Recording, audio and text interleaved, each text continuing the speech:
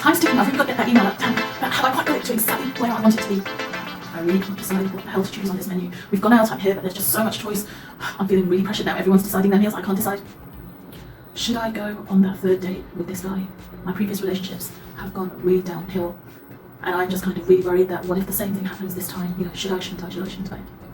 Hi, is this you? Are you someone who is prone to overthinking? If it is you, then do please stay tuned for this short video, because in this short video I'm going to share with you 3 types of overthinkers. And do stay tuned until the end, because I'm going to share also 3 tools that you can use, quick, easy and incredibly free, that can help you to combat your overthinking situations. Do please comment in the section below if you resonate with the scenarios that I just opened with. Hi, I'm Dolly. Thank you so much for tuning into my channel, a channel that focuses on self-development, self-empowerment, ultimately leading to the magic of longer-term transformation. And as I mentioned in this short video, I want to talk about the topic of overthinking. I think in reality it's something that impacts many of us, and I've chosen 3 types of overthinking that I think resonate with a lot of us. Do please pop down in the comment section below if you are possibly overthinker type number 1, 2 or 3, or in fact you may be a combination of all 3, in which case these tools are going to be absolutely wonderful for you. As always, do please share in the comment section below as well if you've got other tools and techniques, any other tips that you can share with the community. If you're new here, welcome, it's lovely to have you on board. Thank you so much for tuning in, and if you're a returning subscriber, I truly am blessed to have all of you tune into my channel and spend time with me. And I come from a background in corporate leadership, now blessed to be an international philanthropist. I'm also a certified life health and wellbeing coach, and so a lot of what I impart in my channel, it relates to my own personal experiences, the wisdom I gained, the lessons I've learned, and also from my private clients. And it's really so that I can impart things with yourselves so that you don't have to go through some of the pains and perils, trials and tribulations I have done. And likewise, it's a two-way conversation, so I always love to hear your wisdom down below. So swiftly moving on to overthinker type number 1. Now, this used to be me in the past. Is it you right now? That is being the perfectionist.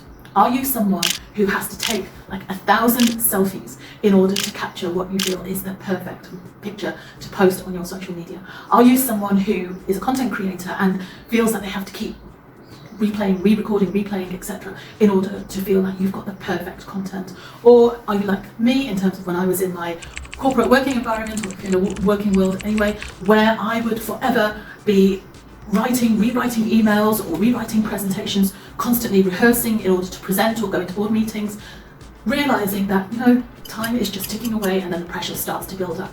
If that is you, then do please stay tuned until the end. Like I mentioned, I'm going to share with you a quick tool that can help you to start easing your overthinking. Moving on to overthinker type number 2. Are you what I like to call the paralysis analysis thinker? What do I mean by that?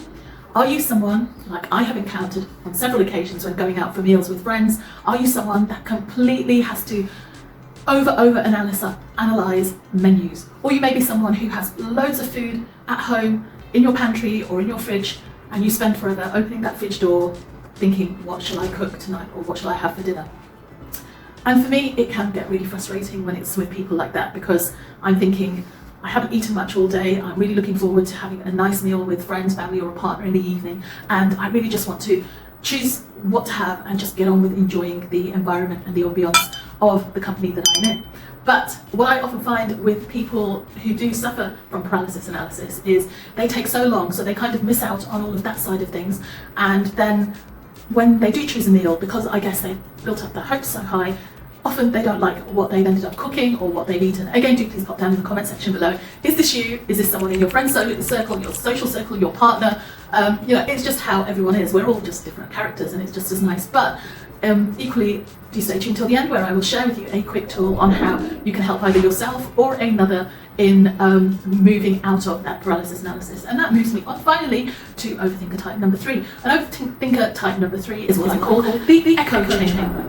Now, in my intro, I mentioned the scenario of, do I date that person and go on that third date, because in the past it has worked out really terribly. Now, I am very much someone who's an overthinker, and it's work in progress for me. Again, do please pop down if this is you. I'd love to know if there's things that you can share to help me.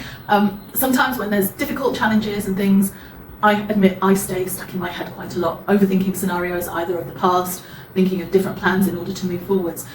But what I find with all these 3 types of overthinking is they do impact in terms of our mindfulness and, most importantly, our time management. Time is incredibly important to us, and so using it the most effective way is so important. So that now leads me on to how we can go with 3 types of tools to to help combat these types of overthinking.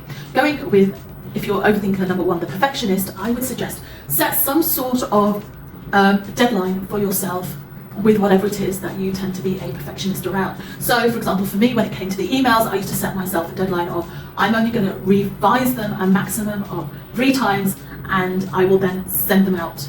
I will then send that email out. And it could be, if you're someone who absolutely loves selfies, you put a limit on, I don't know, maybe taking 10 selfies or 100 selfies if you're the type who takes 1,000. But you get the point that it's really setting some kind of a deadline or limit on how much you do, because ultimately one thing I have realized is it's far more important to aim for progress rather than perfection, because we could spend our whole life chasing for perfection, and yet our life could end and we never actually achieve it, and we're actually watching the rest of our lives pass by. So that's the importance around choosing progress over perfection and setting yourself that line in the sand to hold yourself accountable towards no more perfectionism but only progress. Moving on to tool number 2, if you are the one who is the analysis paralysis person, or someone that you know is kind of similar, set a limit in terms of your choices. So, for example, with the menu scenario, just say that you're going to go to that meal and you're only going to pick 2 items as your main course. And then if you're really still struggling between the 2, give yourself like literally 30 seconds to decide. If it's not happening, then do something as simple as toss a coin. That's it. And just go with it. What you probably will find is that because you've spent less time actually thinking about it, you will probably enjoy the meal more. And it also helps with your decision-making process. It gives you that much more confidence of thinking, yeah, I can really get past this paralysis analysis. And that moves me finally on to the 3rd tip. And the 3rd tool, should I say, which relates to the echo chamber, is around what I tend to do is I now write down what the thoughts are that are really bothering me, that are up in my head. I write them down on a piece of paper, and then I just put them into what I call the tomorrow drawer. And then I let them be. And what I find is that if I remember them, I will take them out. But if I don't, it just simply means that there's several hours that I haven't looked at it. So, and it could be days that you don't actually look at something that's in that tomorrow drawer. And you will find that those thoughts in your head clearly aren't that important when you're overthinking a decision, because you haven't bothered to look at what you've written down. So there you go. 3 types of overthinking with 3 tools that can hopefully help you to overcome your overthinking. Thank you so much for tuning in.